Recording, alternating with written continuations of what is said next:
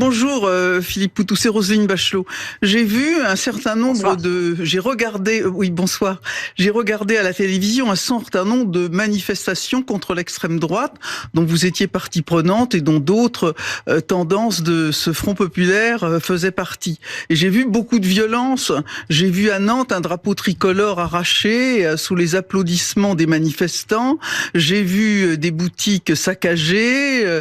J'ai vu des slogans très agressif. Est-ce que vous ne pensez pas qu'en agissant de cette façon, finalement, vous êtes les alliés objectifs du Rassemblement national ?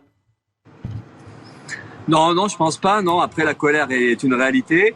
On peut discuter de la violence dans les manifs. Bon, après la violence, il faut la relativiser dans le sens où les abris de bus ou même un drapeau qui brûle. Enfin, franchement, comparé à la violence du chômage, de la précarité, ou comparé même à la violence que subissent les jeunes dans les quartiers populaires ou les Kanaks aujourd'hui, comment ils se font tirer à vue par les racistes blancs. Donc, on peut aussi relativiser les questions de violence. Mais de toute façon, par rapport au problème que vous posez, on est dans une société qui est profondément violente, avec des inégalités. Et il ne faut pas s'étonner qu'à un moment donné, la colère elle déborde et qu'elle prenne cette forme-là. Et nous, on pense que cette colère-là, elle est là, elle existe. Ben, par contre, on pense qu'il faut l'organiser. Mais nous, ça nous dérange pas. En fait, il peut y avoir de la colère beaucoup plus forte que ça, parce qu'en face, on a des vrais salauds. Mais même Macron, quand il parle avec cette arrogance-là, quand on voit les très riches et les très pauvres, on se dit, ben oui, à un moment donné, ça va péter. Et il faut que ça pète. Donc aujourd'hui, on a un combat urgent, c'est celui d'empêcher l'extrême droite d'arriver au pouvoir, qui elle est ultra violente avec sa xénophobie, son racisme. Comment tout ça, on peut le changer? Et c'est vrai que c'est tout le problème qu'il y a à gauche aujourd'hui, de rediscuter de cette perspective politique à court terme.